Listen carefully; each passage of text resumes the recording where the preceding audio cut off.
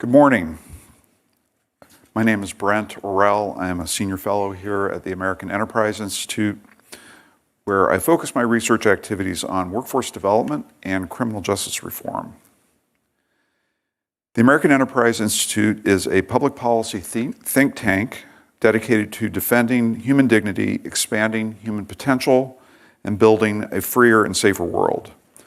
The work of our scholars and staff advances ideas rooted in our belief in democracy, free enterprise, American strength and global leadership, solidarity with those at the periphery of society, and a pluralistic entrepreneurial culture. After close to 2 years of Zoom events, it's exciting to be back in AEI's auditorium, and it's a measure of how much better conditions are with COVID than they were just a few months ago. One of the main tasks facing policymakers for the foreseeable future is that of auditing the federal COVID response. We need to be asking hard questions about what happened during the pandemic, what kinds of mistakes were made, and what needs to be done to avoid those mistakes in the future. A key area of inquiry in this regard is going to be a thorough, unflinching review of the programs that the federal government created and implemented to try to prevent the collapse of the economy and ensure that those who lost jobs through no fault of their own were able to maintain themselves and their families while we awaited the development and distribution of vaccines. Unemployment insurance is one of the most important of these programs. COVID UI programs, developed and implemented under crisis conditions, were, unsurprisingly, plagued by inefficiency, delay, and, most importantly, an unprecedented level of fraud, driven mostly by criminal entities outside the United States. I think I can speak for virtually everyone by saying of this experience, let's not do this again. In order to avoid a replay in the future, we need to understand what happened in 2020 and then encourage federal policy makers to take the steps necessary to reform and improve UI so that it's more flexible, responsive, and better able to make sure that only those who qualify for benefits actually receive them. This is not the first moment of crisis for the UI system. As our featured speaker today, Amy Simon, discusses in her paper, the crisis in 2009 led to an expansion of benefits of up to 79 weeks and added a weekly payment of $25. But for the most part, it left the underlying UI system largely in place without reforms that might have helped prepare for future crises. Post-Great Recession, the unemployment rate dropped to 3.5%, and funding for the system dropped with it. That means that in March of 2020, we had essentially the same administrative system we had in 2009, funded at a reduced level. That system was responsible for dealing with this tsunami of applications. Today, we are going to explore some of that history and talk about steps toward reforming UI so that it is better able to meet future crises rather than becoming one itself. Amy Simon is the founder and owner of her own consulting firm, Simon Advisory. Her most important qualification for this discussion is that in the Donald Trump administration, she served as the acting Deputy Assistant Secretary for Employment and Training at the U.S. Department of Labor, with responsible for UI and other important programs. I shouldn't be stumbling over that agency and its name because along with Mason Bishop, who's also with us here today, I held that same job during those languid and peaceful days that we call the George W. Bush administration, during the 9/11 response and the 2008 financial system meltdown. So Mason and I have some understanding of the kinds of pressures and constraints Amy was facing during COVID. Her paper, Unemployment Insurance at the Crossroads, Tracing Program Design During and Beyond COVID-19, explores the UI program expansions, how the federal government tried to support American workers during COVID, the problems of fraud, detection and prevention, and the dynamics of federal-state partnerships, among other things. I hope she'll be able to share with us some of the color of what it means to lead a critical federal program in the midst of a once-in-a-century pandemic. When Amy concludes her remarks, we will be joined on stage by Mason Bishop and Matt Weidinger, who will offer a few minutes of response to Amy's paper and her findings. Mason is a visiting fellow here at AEI in the field of workforce development, as well as the owner and principal of WorkEd Consulting, LLC, and president of QA Commons, a nonprofit focusing on helping businesses and workers address the challenge of soft skills in the workforce. He's also served in senior leadership positions at the U.S. Department of Labor, as I mentioned, Salt Lake City Community College System, and under former Governor Mike Lee, was one of the key architects of the state's consolidation and reform of its workforce development and human services systems. Matt Weidinger is a senior fellow at AEI in the area of poverty studies, where he focuses on safety net policies, including UI, as well as cash welfare, child welfare, and disability benefits. For many years, Matt worked on the Hill and directed the House Ways and Means Subcommittee with jurisdiction over UI, TANF, and other safety net, federal safety net programs. So we will have an opportunity at the end for questions that you can submit via Twitter or email at the address in the banner on your screen. So now I'd like to welcome Amy Simon to come up and give us a short look at our panelists up. I forgot to do that. Give us a short summary of her paper. Thanks.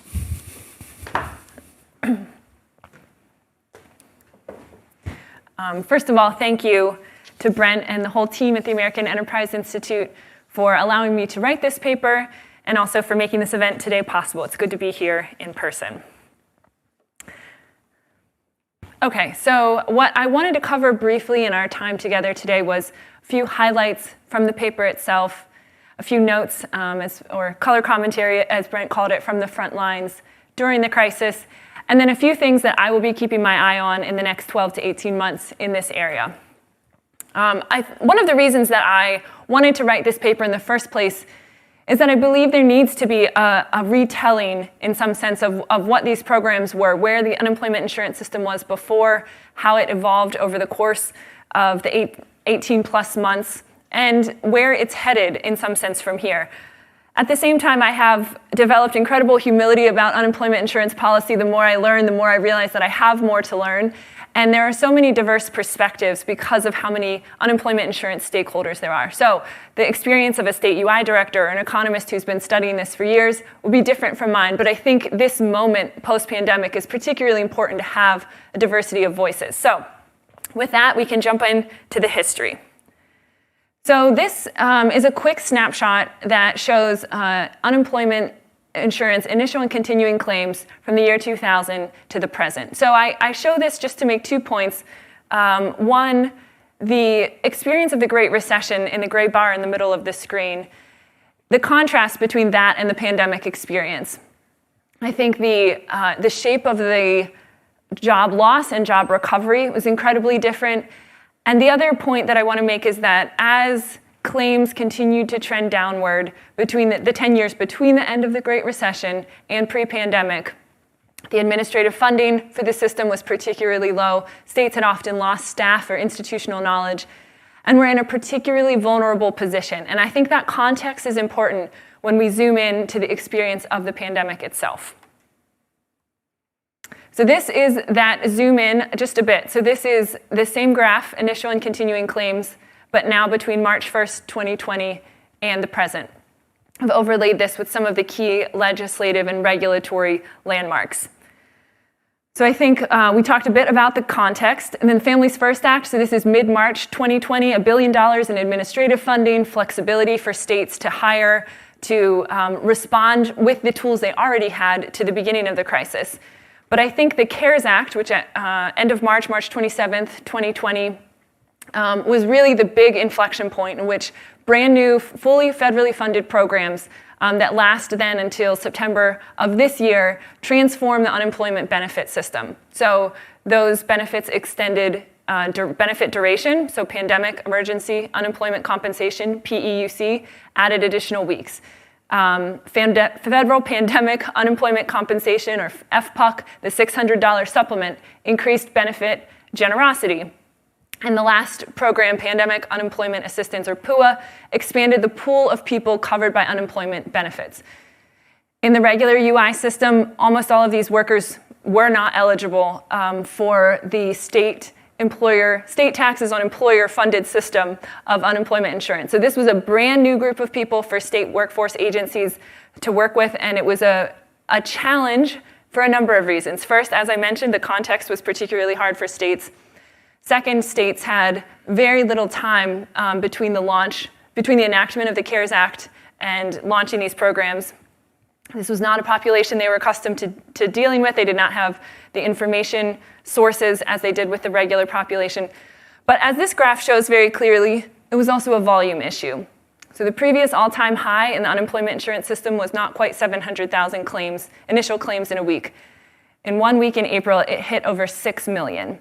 And so just to think about the volume, even if there hadn't been CARES Act programs to implement, even if there hadn't been some of the other challenges, that level of volume alone, I think, would have caused significant stress on the system. So that plus implementing new programs certainly put things in an entirely different stratosphere.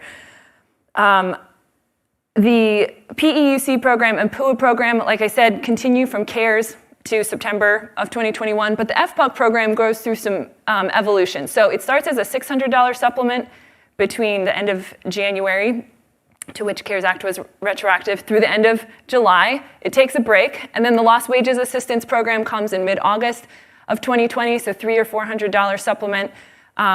With FEMA grant funds run through state UI agencies. So that's 4 to 6 weeks, August and September of 2020. Then FPUC takes another break before the Continued Assistance Act restarts it at the beginning of December through April, and the American Rescue Plan extends it through September. So I think this is one of the factors about this policy journey, is that there are different chapters. This is not all one story. The programs didn't stay the same. And certainly post-American Rescue Plan, as states start opting out of the federal pandemic program starting in May of this year, we have a completely different experience across states with the programs, how they're implemented, what they look like.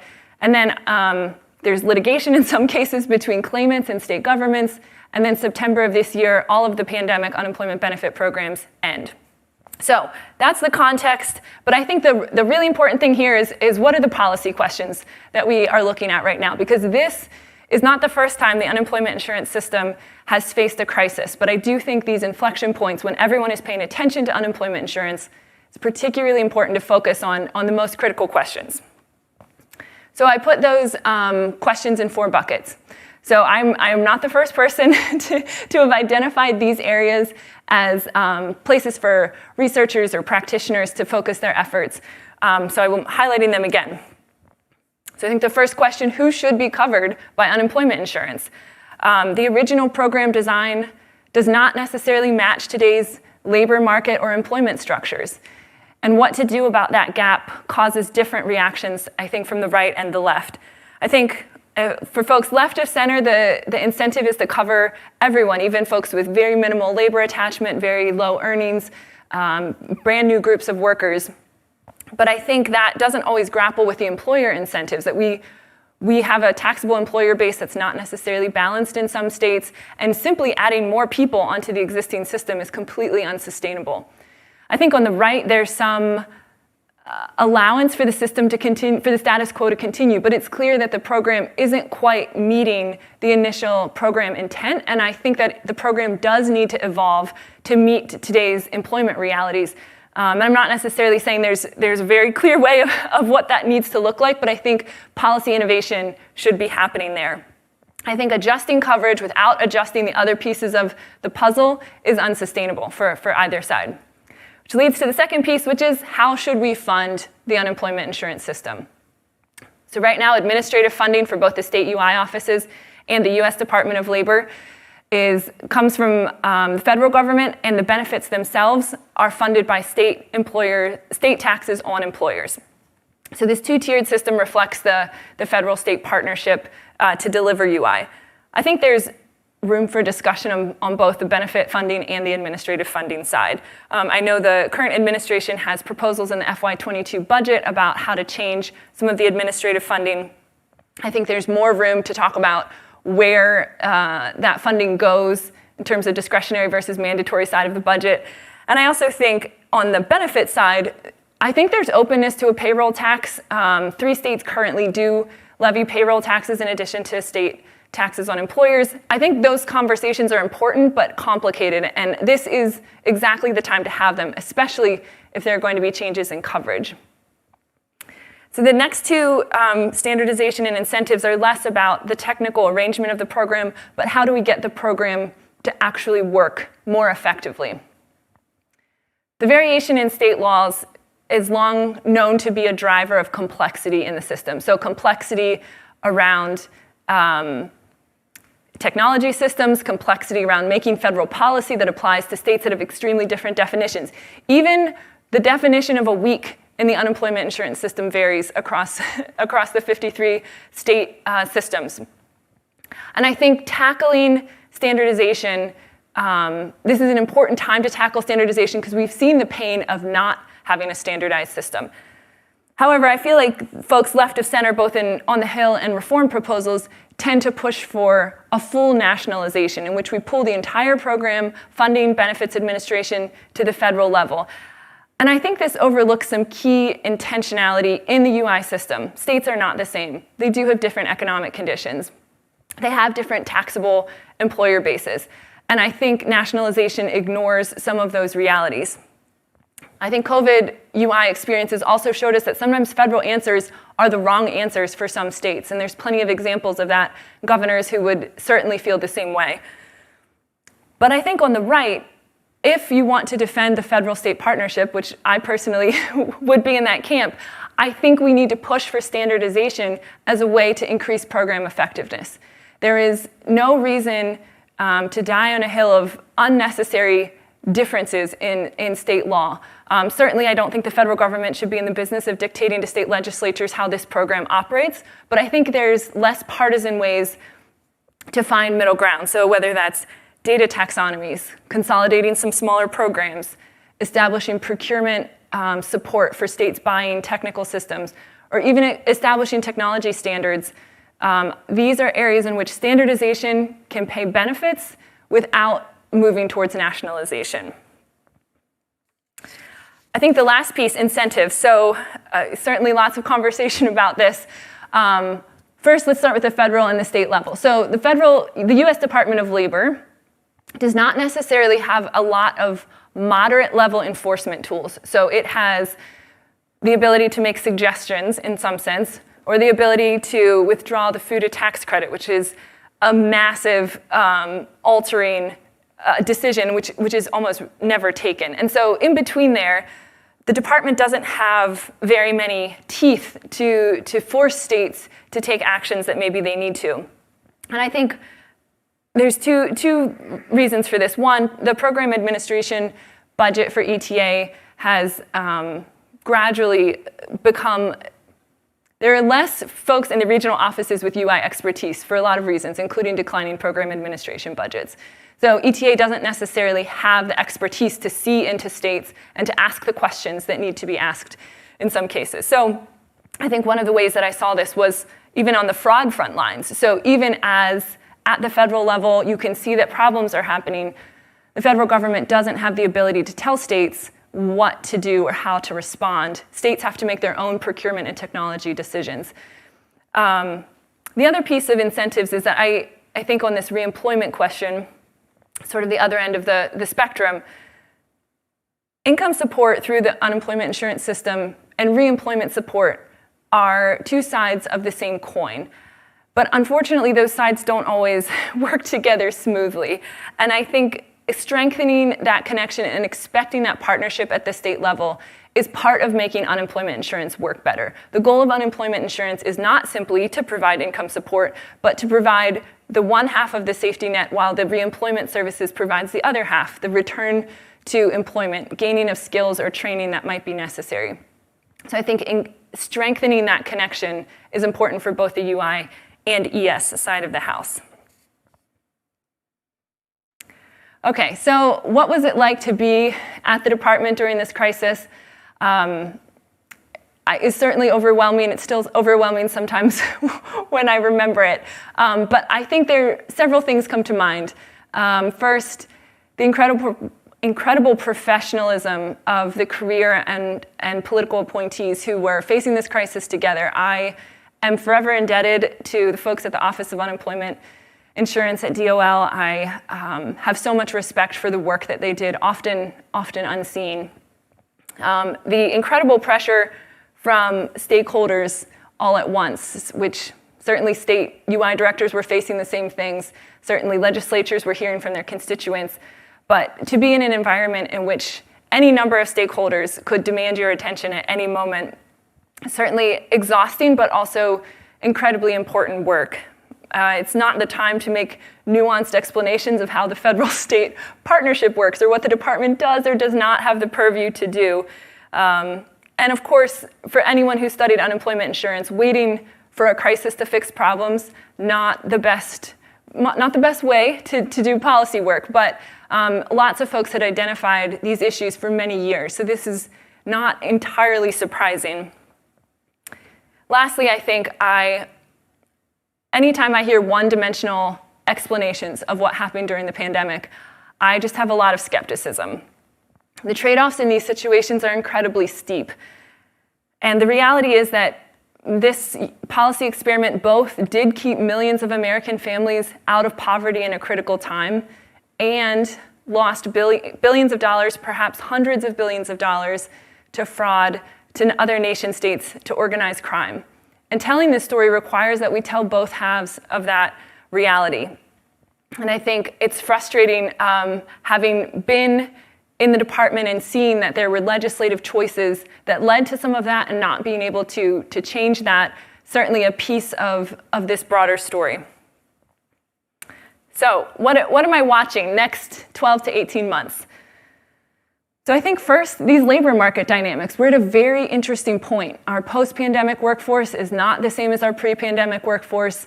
Employers are looking for workers. Workers aren't sure, whether they have COVID obstacles, they decided to retire early, lots of factors. And so I think both the economics are interesting, but also how will policymakers respond to this? What will they be influenced to focus on? Where will they put investment?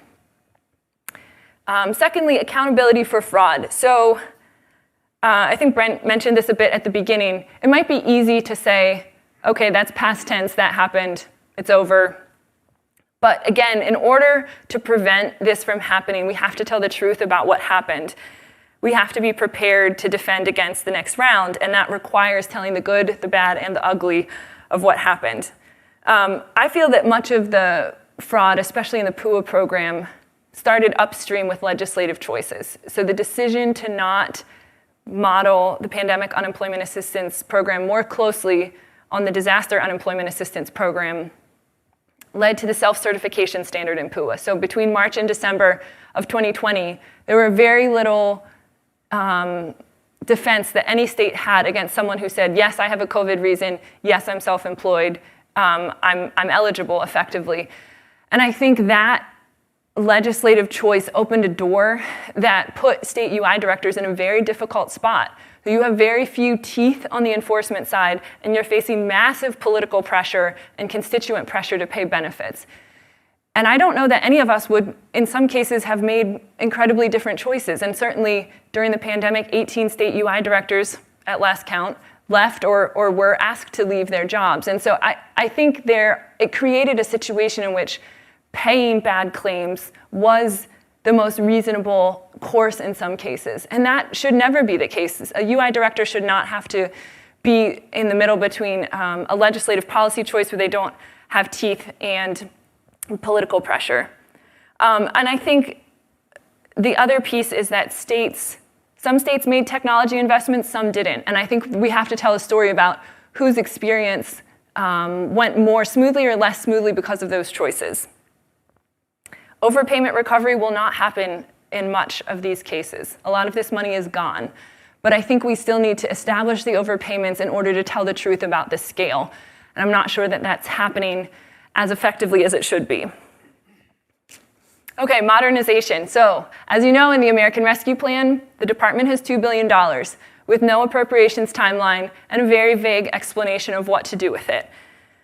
I think the department has an incredibly unique opportunity to build a consensus around what the outcomes of this investment should get. So regardless of how the department chooses to make procurements or manage contracts behind the scenes, I think agreement on outcomes is an important place to start. And I don't think the department has been necessarily very clear about that.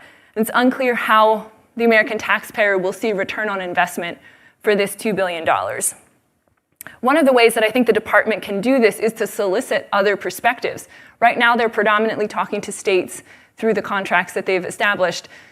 But I think there are a variety of UI stakeholder perspectives that need to be heard. There are employers, there are employer representatives, there are technology vendors, there are claimants. There's a whole host of views on the unemployment insurance system that I think need to be heard. And I think I would like to believe that this will stay purely a technology project, but I'm not convinced that it won't be politicized in some ways. So I think the department can use this opportunity to establish both a message and shared outcomes so that politics does not derail the effort. And I think that leads into the last thing, which is the venue. Where is the place to have these conversations? Certainly we're having policy conversations, there's political, legislative proposals, but perhaps it's time to resurrect the Federal Advisory Council on Unemployment Compensation. It's been decades since it's met, but it might be the time for that or a similar venue to discuss some of these bigger policy questions. And lastly, agree or disagree, I'm always happy to hear feedback, pushback, thoughts. So my email's on this last slide. Please reach out. And lastly, thank you again, Brent and AEI, for this opportunity.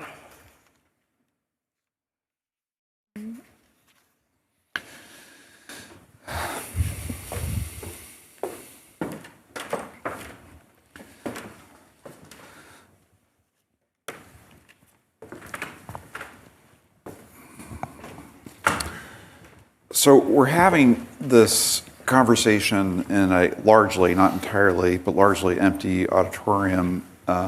If there were people here, I think that talk would have gotten an ovation, maybe a standing ovation, because I think the work that you've done in reflecting on the experience that you had, what you saw, what you think should be done now is really unique and irreplaceable, I think, for the future of what needs to happen with respect to UI. So I hope that when that advisory council gets started, that you're placed in a prominent position that can offer your expertise.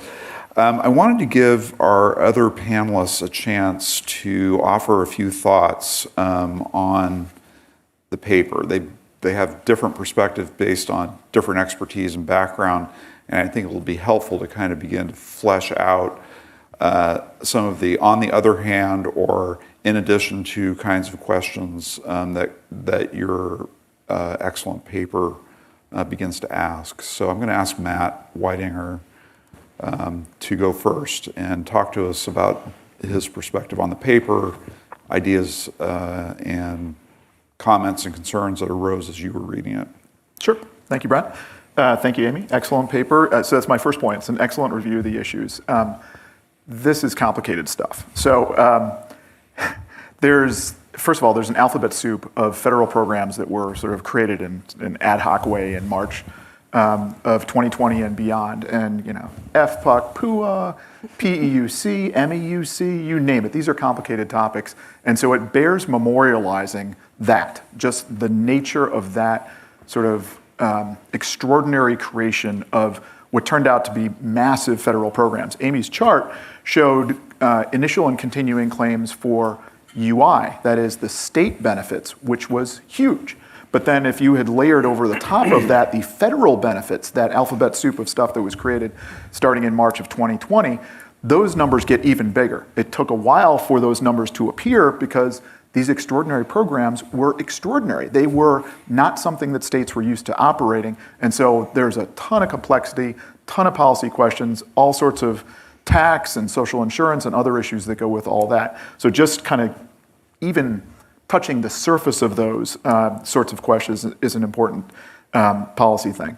So woven throughout Amy's report is also the understanding that the UI system, this sort of broader federal-state construct that dates back to the New Deal, has its strengths and it has its weaknesses. And some of those strengths were revealed, I think in some ways, maybe most prominently in the program's history, and a lot of the weaknesses were revealed as well by the pandemic and policymakers' response. So the strength is you have this automatic stabilizer that is based on work, people, employers, in an employee-employee relationship, taxes are paid into the system to support their claims when individuals lose their jobs through no fault of their own. We had people losing their jobs through no fault of their own in droves in an extraordinary period of time. So the UI system jumped to that task. It had lots of issues along the way, but nonetheless, within a period of a couple of months, the UI system was paying something north of 20 million state unemployment insurance recipients. That was at the same time as the system was standing up those extraordinary federal benefit programs. So all of that and all of that sort of distraction on the states and the massive claims contributed to the fraud and abuse. So there's a lot behind all that. But from the get-go, you can say this system responded by paying a record number of people weekly benefit checks in response basically to the federal government saying, we're going to shut the economy down because of this extraordinary pandemic. So that can be viewed as a strength. Of course, there's a lot of weakness there too. So the system was tested as never before, and it resulted in significant delays, significant errors in payments, lots of openness to fraud. As Amy, I think, rightly suggested, some of that was basically embedded in the federal legislation. Policymakers seem to be devoted to just simply getting money out the door as quickly as possible and asking as few questions as possible. The PUA program, I think is the kind of quintessential example of that, where literally individuals could self-certify their eligibility. The program didn't ask officially for them to report any prior wages until well into the operation of that program, and not surprisingly, criminal actors and just sort of run-of-the-mill fraudsters and even rappers were ripping off this system. I mean, it's just kind of crazy. Eventually, you had 35 million people, or what appeared to be 35 million people, collecting benefits, which is extraordinary. That's triple the prior record number of people collecting benefits under state or federal benefits that occurred during the Great Recession. Another weakness is it was revealed in the way that policymakers responded. So one of the big things that I think the public has sort of latched onto, and one of the more important lessons of this time, is the $600 add-on to benefits. The reason it was $600, a flat $600 per person collecting benefits under one of these state or federal programs, is because the system was incapable of providing a more supple response per person. And by that I mean, the $600 was added on to whatever somebody's unemployment benefit was regularly.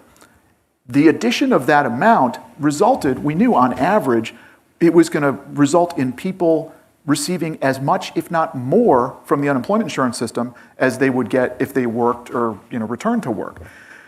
That sort of made sense in the pandemic. The logic was we want people to stay home and all that. But that's a good example of if policymakers had a more supple program from a technology standpoint, they would have made different policy choices, and there would have been less money wasted and fewer of these sort of unintended consequences in terms of paying people more in benefits over a long period of time. And that extended well beyond the $600 add-on period into the $300 add-on period, when there were still people who were getting more in total benefits than they were from returning to work. So the policy decisions were driven by the technology, and I think an informed reading of this situation suggests we need better policy, or we need better technology so there can be better policy applied in the future. That those things were kind of at odds in this experience. To all of that stuff, Amy's report, I think, also offers what are limited but important reforms. So you can look through the op-eds and news columns in this town and find much more dramatic proposals to reform the unemployment insurance program, including from folks like Senator Wyden, the chairman of the Senate Finance Committee, who have all sorts of reasons for why they want to do what they want to do at a cost of literally trillions of dollars. Like, you're talking over $1 trillion over 10 years. Those things are so dramatic, they were never even really seriously considered in the context of the $1 trillion spending programs that are otherwise being proposed in Washington, D.C. right now. And there's a whole backstory about budgeting and emergency spending and all the kind of reasons why some of those things really haven't seen much of the light of day.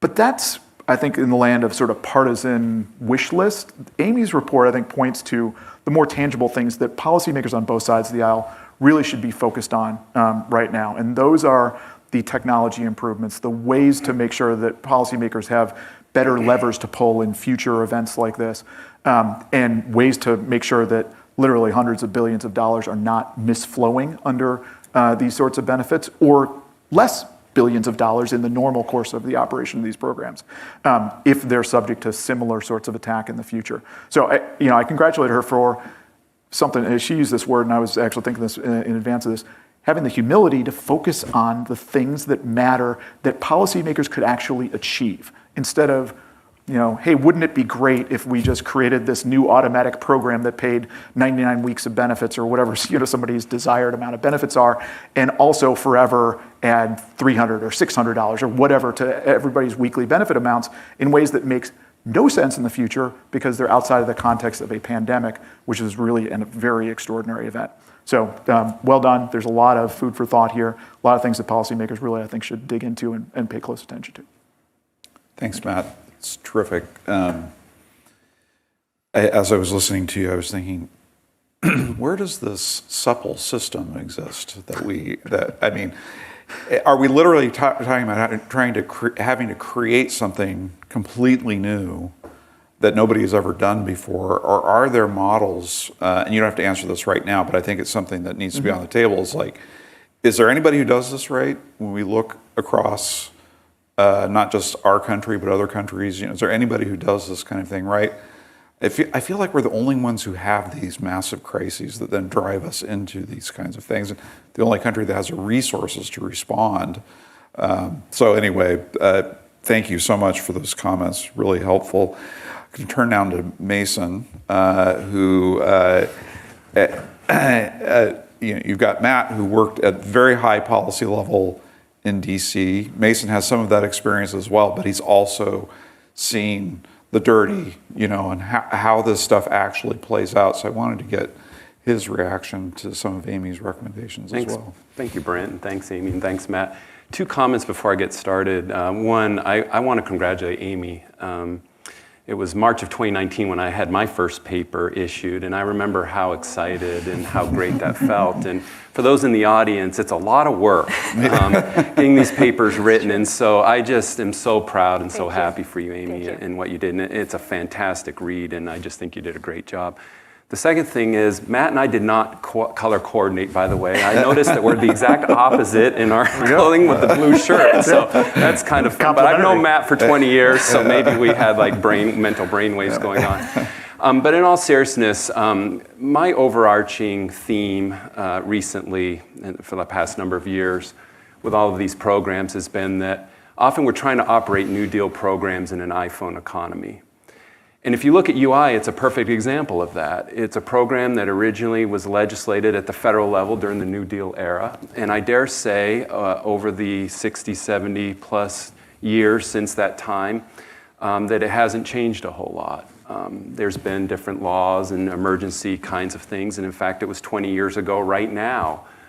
Matt remembers this well. I was personally embroiled in trying to deal with the effects of 9/11 through the UI program. We dispatched federal employees to Reagan Airport within a week to help the states of Virginia and help the District of Columbia and others take UI claims after 9/11. And I think one of the things we continue, and if we haven't learned our lesson by now, I don't know when we will, but that we do need some permanent reforms to this program and need to discontinue this wait for a crisis and then legislate, wait for a crisis and legislate. And I think sometimes it seems like the incentives almost are to wait and legislate, because then it makes individuals feel like they're doing something when a crisis does hit, rather than having things happen. For instance, we know the extended benefits trigger has not worked for a long period of time. We tried to look to reform that back 20 years ago and didn't get very far. And we tried to promote some administrative funding reforms and didn't get very far. So the incentives need to be changed, and we need to recognize that, just to what you stated in your comments, that we've got to get away from partisanship and start looking at what is good public policy and what's a good program that meets the needs of the American people. And so I kind of real quickly have 3 R's in mind. One is rebalance. I have complete and total sympathy and empathy for the UI directors and other individuals who dealt with the fraud and other things that happened as a result of PUA and these other programs. And I will be the first to admit that in March of 2020, and you can find it right on my LinkedIn page, I was one that issued a response, because I had some employer groups and others asking me for my opinion, that I thought we needed to err on the side of flexibility at that point. Let's remember, we were in the midst of a huge crisis, as you mentioned. Matt gave the numbers, and Amy has too, of the millions of people who find themselves completely out of work, the 2 weeks to slow the spread as it originally started, and the immense amount of pressure that was placed on state systems to get benefits out the door. And I know I have independent contractor friends that were asking me, how do I apply in Virginia for benefits and such? And so I will be one that really did err on the side of flexibility, but that rebalancing is really a balance between integrity and flexibility. Mm-hmm. And it's a very, very challenging thing to do, but we got to do a better job of it. Nobody likes the fraud that's happened, and nobody is excusing the fraud that's happened. But at the same time, we have to recognize, exactly as you did, Amy, what the pressures were that these directors are under. So as we move forward, we have to also be very transparent and in agreement on what level of integrity and what level of flexibility, and what's the balance between those two principles that we are comfortable with as federal and state policymakers. The second R I have is re-engineering. I actually think we have a very unique opportunity, and I know your paper doesn't really address this, but to somewhat re-engineer this entire system. For instance, I will give you one example during COVID. In March of 2020, I actually talked to a couple of states about when the PPP loan program was being debated. Could we use the UI system to be re-engineered to essentially keep people employed? Don't wait for them to become unemployed, but can we reverse engineer benefits to employers to be able to keep, and similar to work share, to keep people employed? If you think about it, the states have all the UI wage and employment information, and they have beneficiary information. They pay benefits out. So with some re-engineering of that, it seems to me we ought to be really bold, and that's where the $2 billion I would admonish be really looked at is, let's not just patchwork fix things, say, oh, we had security problems and we had this and that and patching, but let's be a little bold and say, let's figure out, how do we help gig workers get unemployment assistance? How do we incentivize people to stay employed and not wait for them to say, I'm unemployed now, I need a benefit, I need to apply? I think in our modern economy, there's some ways we can do that. The third R that we haven't really talked about as much is reemployment. In my career, what I have seen is that the unemployment insurance program ends up operating in its own silo. And I'll give, all the way from Congress all the way down through. Just if you look at congressional jurisdiction, the unemployment insurance program is legislated through House Ways and Means and Senate Finance. And the WIOA programs, which is Wagner-Pizer Employment Services, the Workforce Innovation, Adult, and Dislocated Worker and other programs, are all legislated through House Ed and Labor and the Help Committee on the Senate side. So starting with committee jurisdiction, we have siloing going on, where legislation is presented without a consideration for the reemployment side in the case of UI, or on the reemployment side in the case of that. And it literally starts there and works its way all the way down to the state level, to the point where I know that for a fact, I see it day to day, that very, very few reemployment organizations and agencies at the state and local level have access to even who the UI claimants are. We don't even share that information at the local level. And that's really pretty abysmal, in my opinion. And so we've got to figure out, how do we better connect this benefit paying system and this tax system of employers to pay those benefits and connect those to reemployment. You mentioned RESA, the RESEA, that's the acronym program, the reemployment program. I actually helped start that when I was at labor in 2004 and 2005, and that was when some administrators came to me and said, with WIA passing in '98, we've got a huge disconnect now because all the UI claims are being taken remotely through the internet and phone, and nobody's going into one-stop or employment centers, and we've got this disconnect. So that's why we started that, and that's been somewhat successful because it has the UI claimant have to think about reemployment and career readiness and career services. So there are those kinds of things, but we don't even share data well at the local level and at the state level between UI and reemployment. We certainly aren't engaging our systems in a sort of meaningful way to help very quickly unemployment insurance claimants be able to get reemployment or access to skills training or upskilling programs. So those are kind of the 3 R's that are foremost in my mind. And again, Amy, I think you've done a great job. Matt, I really appreciate your perspective and comments, and it's always been great to work with you as well on these issues. And I do agree with you, Amy, in conclusion that I think that let's be honest, let's be transparent, let's try to get partisanship and politics out of it as much as we can. It's impossible to eliminate all of that. But let's move forward and let's all put our good public policy hat on, see if we can't figure this out going forward. And I think that, and when you get to questions of employment, you really are about as far as it's possible to get away from political questions. Everybody wants a job, everybody needs a job, we're all committed to people working. So there's still politics, rightly, there's always going to be politics. We live in a democratic society where, that's the nature of things. But we can, there is a shared value there around employment. Amy, I wanted to give you a minute, just a few minutes to respond to anything that you heard from either Mason or Matt that you'd like to kind of reflect back to them and offer some additional thoughts. No, I think I appreciate both perspectives because I think how things are seen on the Hill and how things actually operate at the state level are often missed in these policy conversations. So it's often we're gonna just talk about legislative proposals, or in the UI community, it's UI directors, staff on the ground dealing with the constraints that they have disconnected from the broader conversation. So I think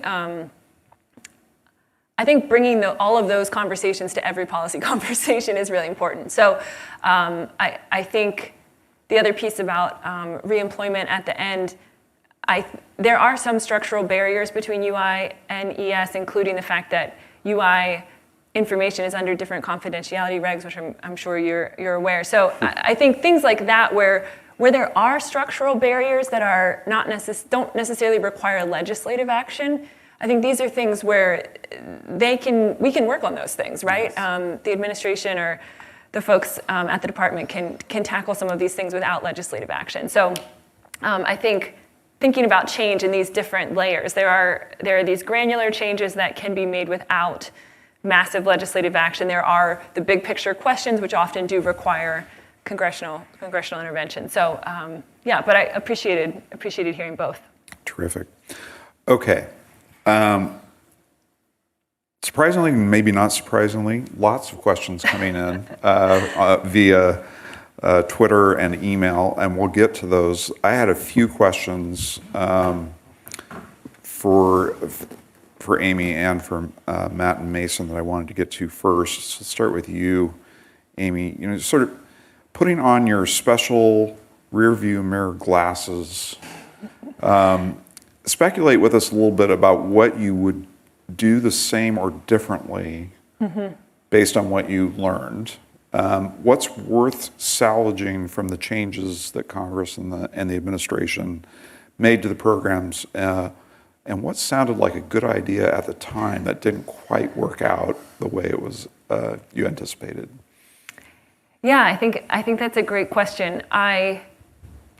one of the things in retrospect that I've thought a lot about my time at the department, and this isn't necessarily a policy intervention, but the messaging and communication during a crisis is incredibly important. And I think because of the speed of the crisis, there was not necessarily the time to ramp up that messaging piece of things, and not necessarily in a political sense, but simply communicating and explaining the policy to the number of stakeholders, the media, the general public, claimants trying to get claims filed, policymakers. That piece of it, being able to communicate clearly in a crisis, is incredibly valuable, and I think in retrospect would have absolutely put more time into that piece of my role.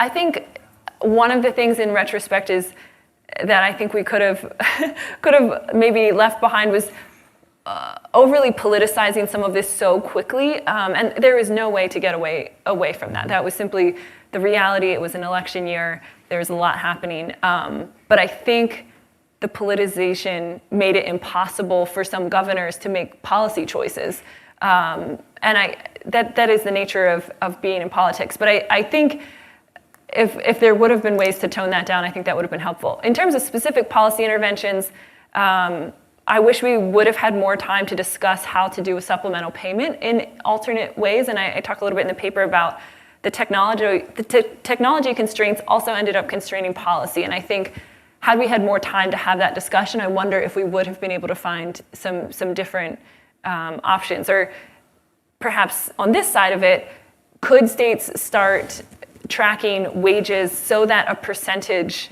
increase is possible in the future, right? In many cases, it wasn't possible because if you make the maximum weekly benefit amount, that's all the state cares about. You're at the max. I don't store more data about you. And I had folks contacting me all the time saying, it's not that hard, just take a percentage of their prior wages. And it's like, it's not that easy. And so I think, what do we need to, can we take the lessons of that and actually change what data we're storing to make other policy interventions possible in the future? So things like that, I think, certainly spent a lot of time thinking about as well. Yeah, I mean, I hear a lot of what you just said and what Matt was saying, just about the need to have kind of a different system that provides options for policymakers. Mm-hmm. And that sounds like a wonderful idea.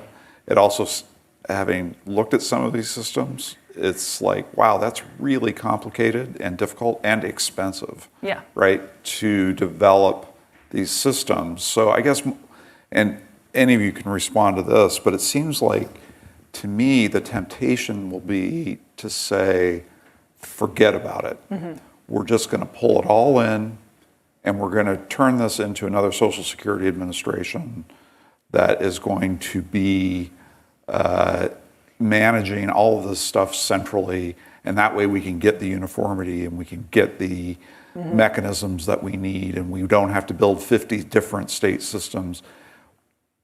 Why shouldn't we be doing that? And I want to open that up to everybody.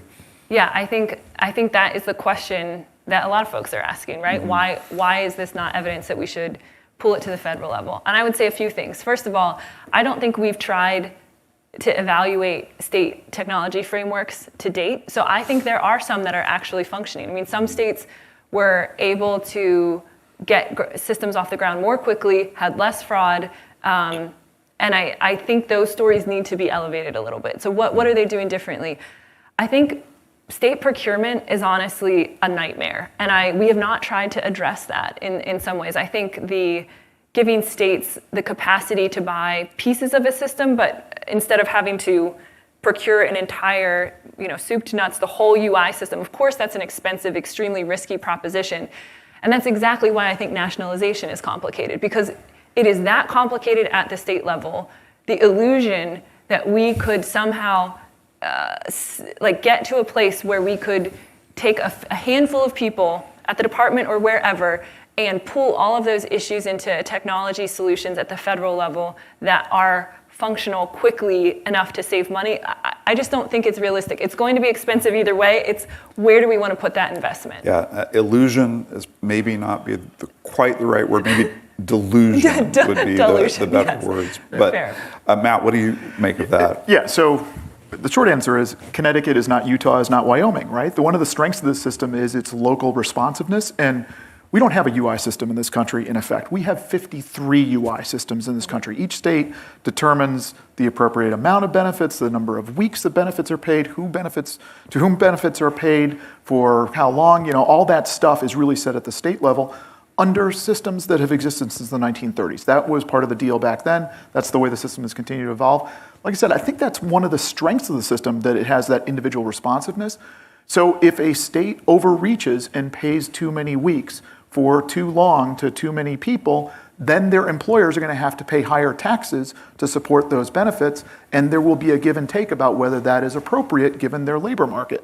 If you do this all under the auspices of the Social Security Administration and their tender mercies there, you're never going to get that. You're going to be overpaying everybody benefits by those sorts of standards. The other way to look at this is, think about what happened this summer. We had more than half of the states, including a Democrat state, but basically all of the red states, rejected federal extended benefits. They rejected, in many cases, this whole suite of federal benefits that have been payable, which is an extraordinary event, right? So there is a multiplicity of views out there in the country about whether any of this stuff is worth it, and even whether it's counterproductive in certain cases, right? That was the take of your average Republican governor this summer, that offering extraordinary additional benefits per week for extraordinary number of weeks to a larger universe than ever before have been paid these benefits was actually counterproductive to the recovery. So I think all of that is sort of a backdrop to the answer of, we should not be nationalizing the system, but you can actually make changes that are necessary within the bounds of the current federal state system that will enhance that system instead of make it, I think, worse in the long run. So it reminds me of, sort of Reagan's comment about, if you think healthcare is expensive now, wait till it's free. Right. From the government.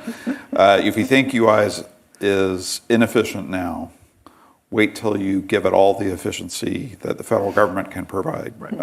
And there are different kinds of inefficiency, right? I mean, the inefficiencies involved in the state-federal partnership are the intended inefficiencies of a system that is based on division of powers and, diffusion of authority. That's what we're about as a country. Those kinds of inefficiencies, I think we can live with. I don't know that we can live with the kinds of inefficiencies that come with centralization and disrupting that federal structure. So, Mason, did you have anything you wanted to add? Yeah, I'll just add to some of Matt's comments. I'm going to use, I think federalization would be a travesty. Let's step back and talk about what the day-to-day UI system is pre-COVID or pre-9/11 or any of these. It is a system that was meant to address cyclical unemployment primarily. And it's a system where employers are taxed at the state and small amount at the federal level, but the state tax pays state benefits. And in addition to the difference of what Matt's saying, and so here's what happens. COVID happens. Congress comes, dumps gazillions of dollars down to the states and says, come on, guys, why aren't you doing this better? It would be like McDonald's running stores, individual franchise operations. All of a sudden, one day, the drive-through is backed up all the way around the restaurant, and 3 miles down the road, corporate in Chicago says, here's a bunch of money, why aren't you getting more people through the drive-through faster? And oh, by the way, don't hand out free hamburgers along the way to get them through. You're only supposed to feed hungry people, not people who aren't hungry. I mean, so the idea that those that would advocate for nationalization say, we've got this system, it primarily operates at the state level with state taxes. Then when there's a crisis that we create at the federal level and we're going to try to mitigate that crisis by dumping lots of money onto you and then say, well, you didn't do it well enough. And then, oh, that's our excuse now that we're going to federalize the whole thing, I think is a huge, huge error going forward. Yeah, I mean, as I was listening to Amy talk about it, and you too, Mason, it was just like, now if I were Nico Machiavelli, this actually might be the right path, right? Like, screw it up so badly that you have no choice. You create the case, so I don't have a choice to centralize. And not saying that anybody had that, intention, but I think that sort of create the problem, solve the problem, be the hero dynamic is something that will lead policymakers into some ill-advised steps as it relates to trying to reform the system. Okay, so I have a question about system capacity that I wanted to get particularly Mason and Amy's thoughts on. So we have this, in December, we had this system that was kind of doing what it was doing, and it was funded adequately to meet the demands of a 3.5% unemployment situation, more or less. Yeah. It's nobody's ideal, but it worked well enough. Not a crisis. Then the pandemic hits, and all of a sudden we've got the people lined up down the road 3 miles trying to get in, either virtually or in person to get there. That's a system capacity issue. You can't build the system to operate at a high level, assuming catastrophic circumstances all the time. Nobody wants to spend that money to maintain that system. So what are our alternatives for building for building kind of surge capacity within the UI system so that when the crisis does hit, we have the benefit of having built that capacity, but we don't have to pay for it all the time. So I wanted to get your thoughts, Amy, and yours too, Mason.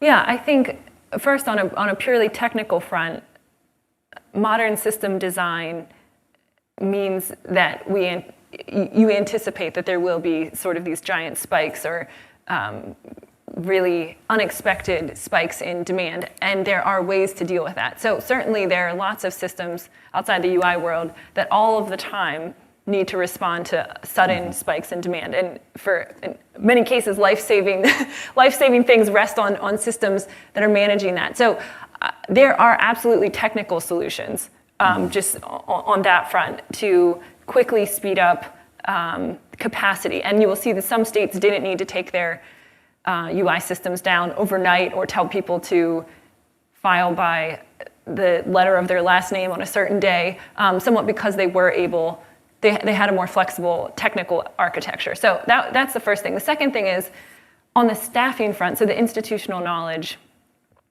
UI knowledge is this very protected, deep-rooted, folks spend decades learning unemployment insurance at the state. This is their thing.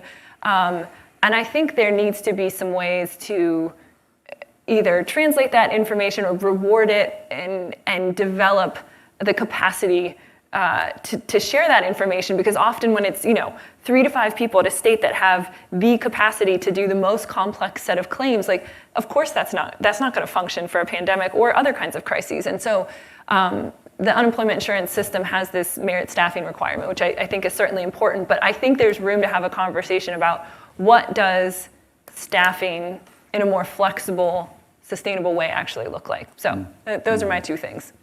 Yeah, I just add, I'm glad you reiterated it just now, brought up the staffing piece, because when she alluded to it in her presentation, I wanted to actually raise that issue. So I'm glad you brought that up, because she's absolutely 100% correct. And I saw this again, even 20 years ago. And in fact, I will compound it and say that the UI system is not unlike any other sector that we're dealing with in our country, where it was primarily an older baby boom, sort of expertise driven. What has happened in a lot of these federal programs is there was a hiring boom in around the early 70s in unemployment insurance, employment services, and others. And I remember when I was at the department, folks talking about that there's going to come a time where all these individuals who kind of all got hired within the federal service at the same time were going to retire. And I think we've been seeing that over the last few years. At the state level, it's the same thing, as Amy alludes to and states very directly, that that surge capacity you asked about, Brent, really, it's technology questions and there's people questions. And I do think that Amy is really hitting on something very important. And whether that is that we need to, again, maybe that's a role the Federal Department of Labor could play, is more of an academy, some kind of academy type or training grounds for unemployment insurance administrators and even frontline workers. About, you could start with what's federal law and those kinds of things, or support, state kinds of human resource kinds of innovations potentially to try to beef up the expertise and that sort of thing. And I do think that's something that really ought to be very, very carefully looked at, because there are not many people who know this program very well. That's a terrific suggestion about, having a resource for training that can help develop more depth in the system. I think that's really important. I think the other important point is, like when was the last time we had this kind of crisis affecting every state all at one time? Right. Normally, if there's a flood in Missouri, we can, these systems can borrow from one another, and so you've got the state systems sort of sharing those burdens together. In this case, we just didn't have it. So what do we need for sort of the normal kinds of crises that we experience? Storms, big layoff, another natural disaster of some sort. And then what do we need to be thinking about for these catastrophic events? Those are kind of different categories of need. Matt, did you have anything you wanted to add to this? Yeah, I think that's an important lesson from this. It's to understand the hopefully very exceptional nature of what went on here, right? And then that's both from a how did the system respond standpoint, but also from a what did policymakers expect of the system, and how did they make the system's response even worse, right? So from the standpoint of how does the UI system respond here, well, one of the great complexities was the UI system was now tasked with paying a PUA benefit to people that it didn't know, as Amy said, who they were. It didn't ask them to provide income information and allowed them to self-certify, right? All red flags for massive fraud and just, from the get-go complexity, but an invitation to fraud. The $600, increased demand for benefits. Not everybody who gets unemployed in a normal event, even in a recession, actually claims unemployment benefits. Some people think, well, I'm just going to go get a job, and they wait before applying for benefits. Now $600 is layered on top of regular benefits. Typical person's getting $900 and something a week in benefits. That's actually the median wage in the country. So people who weren't previously expecting, or who wouldn't previously have been expected to apply for unemployment benefits were now actually encouraged to apply for unemployment benefits because of the richness, which also, of course, invited its own sort of special amount of abuse. So you couple that richness of benefits with back payments of multiple weeks, and now it's not $900 that somebody would get if they successfully get on the rolls. It's 900 times 10 or 11 weeks, and you're talking $10,000. Big attractant for fraud. So I think it's important to understand, and hopefully this is exceptional, both from a human standpoint, but also policymakers understand that just because it may have made sense to provide $600 a week this time because of the unique circumstances of the pandemic, don't think that that's a great thing to do in every recession or every time somebody becomes unemployed in the future. But it becomes the standard. It implicitly becomes, this is what we're going to do in these circumstances. Right, and there's a lot of risk there because this is a social insurance program, right? The regular UI program says we're going to tax people to provide money in trust funds to pay for benefits. The $600, all of this suite of federal stuff, it's all general revenues.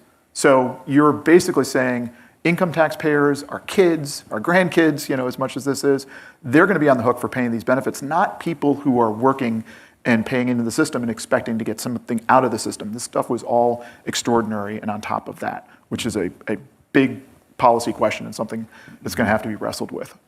Brent, can I add one other thing to your surge, going back to your surge question? So we talked about people, we've talked about technology. I also want to mention processes as well.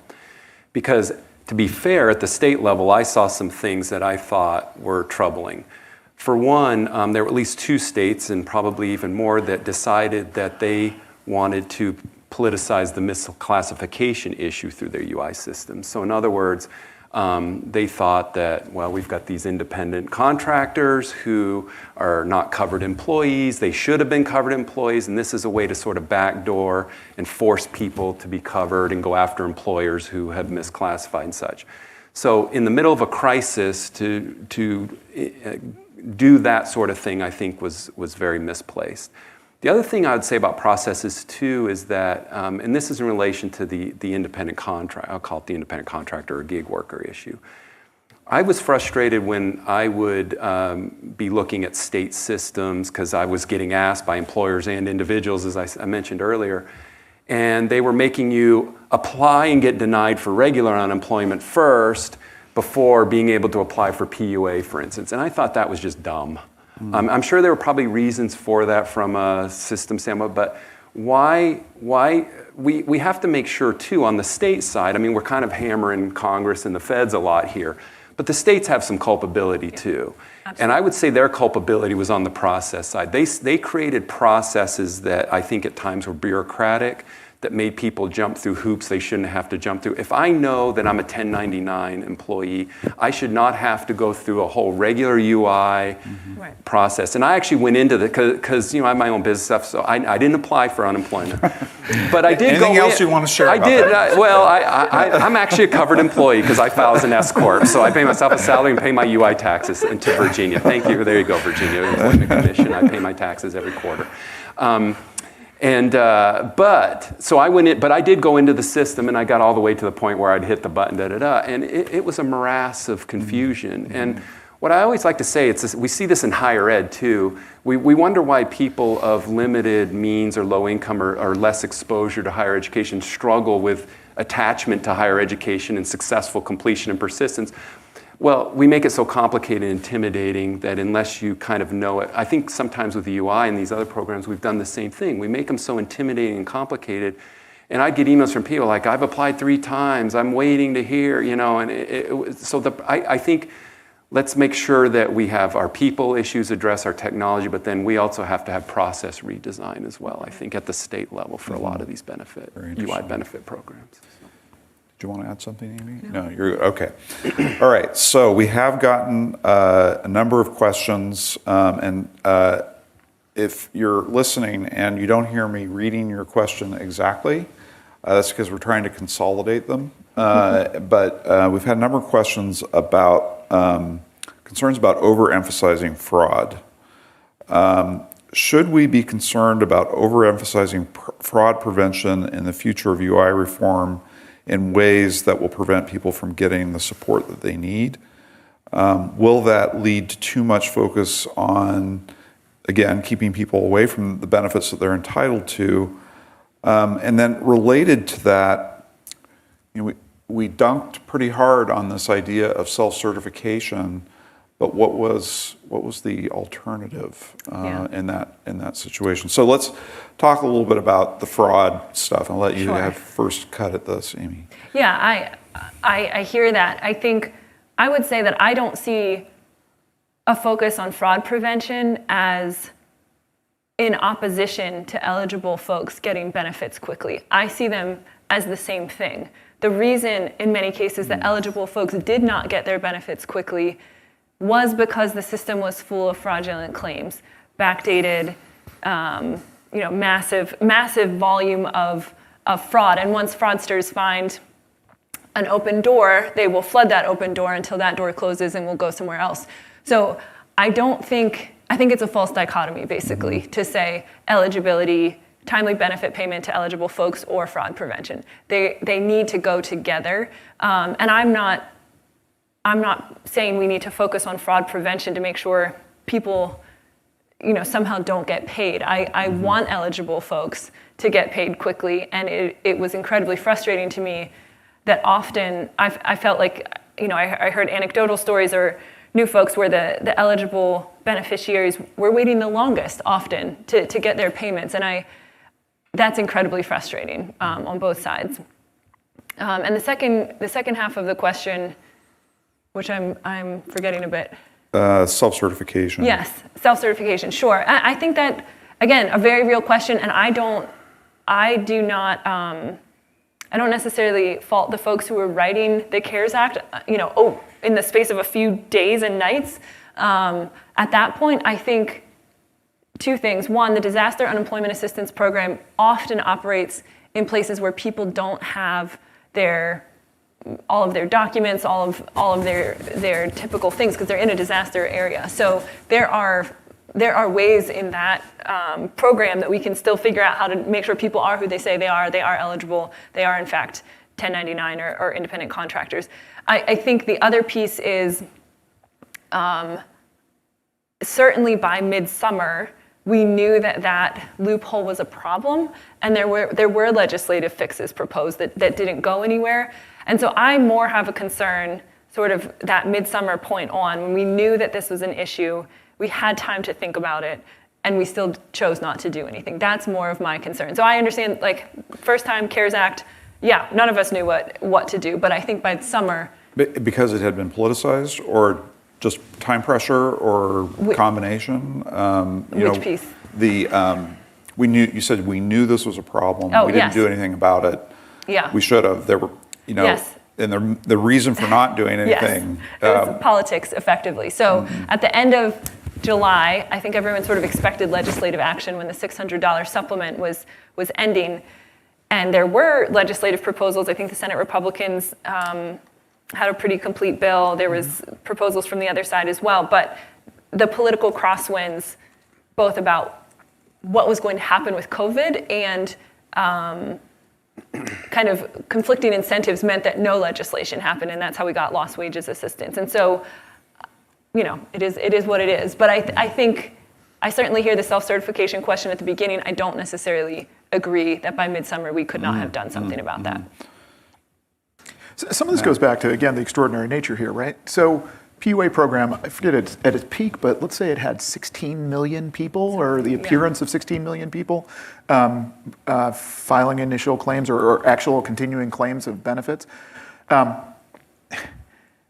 Congress should be very wary. Hopefully there's not going to be another pandemic, but even absent a pandemic, you should be very wary of standing up huge programs like that have these eligibility rules. If you want to systematize something like PUA, come up with a way to pay for it, come up with a way to let people basically be known to the system in advance. So benefits can actually be paid more rapidly, and they can be paid to the right person.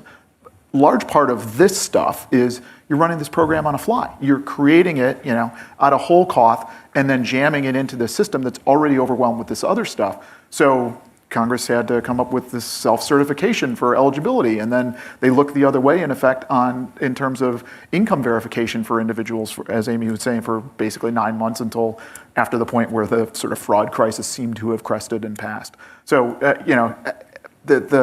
the bottom line on questions like this is, if you want something to function better, you better plan in advance instead of try to jam it in the course of a pandemic. And so there was a lot of stuff that got left on the cutting room floor because of the nature of how this unfolded. But clearly by the middle of the summer, there should have been some changes made to address those weaknesses, because they were well known and costing taxpayers, federal taxpayers, not like state of California. These are federal taxpayers are losing tens of billions of dollars because of those problems, faults. Do you want to add anything, Mason? Yeah, it got to the rebalance point I made. I think that, that in everyday UI works, there are integrity targets that the states all report on, and that data is all available. And the reality of any kind of benefit program, I hate to say it this way, is that there is an acceptable level of error, not necessarily fraud, but error in benefits, and that's going to be on any program. I guess the question going forward is, what is the acceptable level of error? And UI has traditionally had a pretty low error Fairly rate, low, right? yeah. And you typically find that most of the errors are somebody went back to work and still got a week's extra benefit. That, at least back in the day, that was the number one error. If I'm sure it's and probably states still have been the pretty same thing. successful at recapturing that. Yeah, or it's at such a minor, it was an accident. It wasn't like the person was purposely trying to defraud the system or that sort of thing. Right. But On the self-certification again, I'll be honest. I was somebody who was very much on the side of, if we're going to do this, we need to be flexible in the independent contractor world. And I do know that there were at least one employer who I was working with who actually was willing to provide records to states to show that, yeah, here's who our 1099 contractors are, and here are the 1099s. So I'm convinced actually that you could still do quote unquote a self-certification, but have some kind of fairly straightforward verification, whether it's through a 1099 tax form, that sort of thing.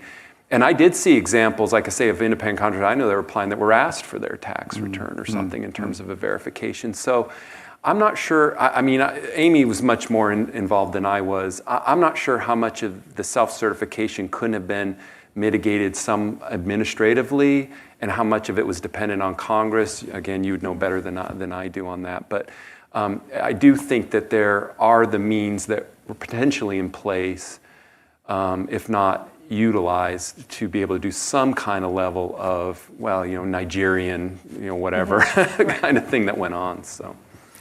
So Amy alluded to the next question here. Amy alluded to this in her presentation, didn't dwell on it, and I've heard Matt talk about this as well, that we have created a massive funding problem for the UI system in the states. Just the states spent a lot of money they didn't have, weren't planning on, and you've got a long-term funding crisis that's sort of looming, looking at big tax increases for employers. So I'd like to hear your more detailed thinking about that, and then responses from Matt and Mason. Yeah, I think states, of course, have different amounts that they borrowed in Title 12 loans, those that have borrowed. There are different tax situations, and a lot of state legislatures this year or maybe next year, whenever they're in session, have to confront this issue. So how will we address this? And I know some states are kind of kicking the can down the road as much as they can and pushing it out a year or two. But the reality is this will come home to roost at some point. Okay, so can you frame this discussion Sure. a little bit? You talked Yes. about Title 12. Yes. Like, what is Title 12? Yes. So state UI trust funds are where state tax revenues are effectively, in a simplified way, kept until they're used to pay benefits to UI claimants. When the state runs out of money in their state trust fund, they can borrow from the general treasury effectively. From the federal government. From the federal government. Yeah. Title 12 is where the provisions are to pay benefits at the state level, and then they can repay that loan over time. So the interest on those loans was deferred. Every legislative line from that chart, for instance, interest was not necessarily accruing until recently. So states then repay over time all of that. So even the states that didn't have to get Title 12 loans have still spent their reserves down very low. And so in order to make up that gap, they will need to tax employers in their state at a higher level, or make other tax changes, benefit changes to restore themselves to solvency. So states had mostly made it back to solvency after the Great Recession. I think there was still one state or territory with a Title 12 balance, but I think it will take a long time for some of these states, especially given the size of need. What's the rough magnitude of borrowing as a result of? Oh, I don't know off the top of my head, but I send you the link. Yeah. So to give you to hit you some numbers, Brent. So the states in the 15 months, basically since the crisis started to the end of the most recent quarter, spent $160 billion on state unemployment benefits. That was matched by something around $700 billion in federal unemployment benefits for the 600 or the 300, the PUA, the extended benefits, all that stuff. In the normal year before the pandemic, The program spends about $30 billion, collects maybe $35 billion. So you're talking basically jamming 5 years worth of spending into a single year. The system will expect employers to increase taxes in the future to basically bring that money back, whether it's because the state borrowed from the feds and they got to pay that back, or their state account got drained, so now they got to fill it back up, or both, right? Yeah. So the short version is this will have pain for employers, but it really has pain for workers, because your average economist will look at this and say, who pays unemployment taxes? The answer is workers pay them through lost wages, because employers just pass the costs on to the individual. So there'll be downward pressure on wages, which is never a good thing, but that's going to endure for some period of time after the recession, because that's the way this works. What's left unsaid from all that is the federal side is 100% general revenues. So that's just taxpayers and kids and whoever loans money to the federal government, all that, they're going to be the payers for that in the long run. And that's, as my numbers suggest, a far larger dynamic that really often gets ignored in this. Mm-hmm. And so you have this totally out of whack system that's nominally social insurance, but at times like this becomes radically non-social insurance and much more akin to like welfare, food stamps, we pay for defense, all the rest of that stuff. It has no connection to any individual and their payroll tax payments. Yeah. Can I just mention two quick things? I know we're getting close on time. This is one interesting area too about state trust fund levels that people have different views of.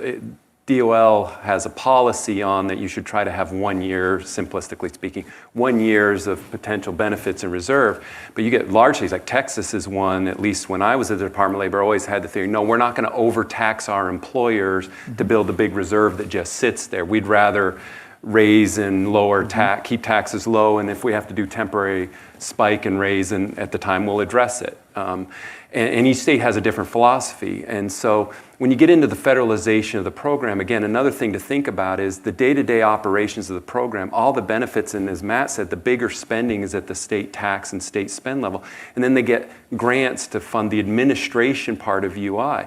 Well, to be honest, there's nothing to be said that some state couldn't say, you know what, this is all more hassle than it's worth. I'm just going to totally just have only a state program. We'll go ahead and fund the administrative portion ourselves and that sort of thing. And even as they did with the benefit, say, forget it. I'm not going to deal with it. And you know what, Congress, you want to pass a big old program, you figure out how to pay for it. Because one of the things we have to remember in our employment training and unemployment programs is it really is a federal-state partnership in most programs.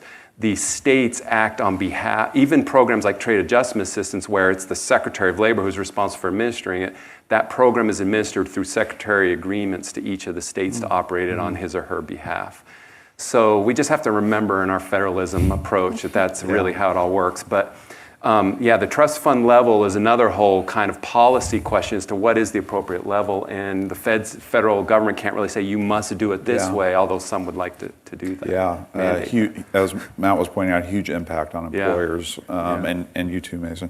I love how Mason slips into a Texas drawl when he talks about renegade states. Oh yeah, Texas, they were always one. We're going to do it our way. Okay, well, this has been, for me, just an incredibly interesting, maybe it's wonk headquarters, I guess, this morning, but wow, this has been really interesting dive into the UI system. And of course, we've talked for 90 minutes, and I'm sure I've only, I wouldn't even call it a scratch on the surface. There's a smudge on the surface of the topic. And I think there's a lot that AEI and its fellows and outside experts have to offer on this, and I hope that we can reconvene again to sort of both advise what should be done, but also okay, here's what's actually happening,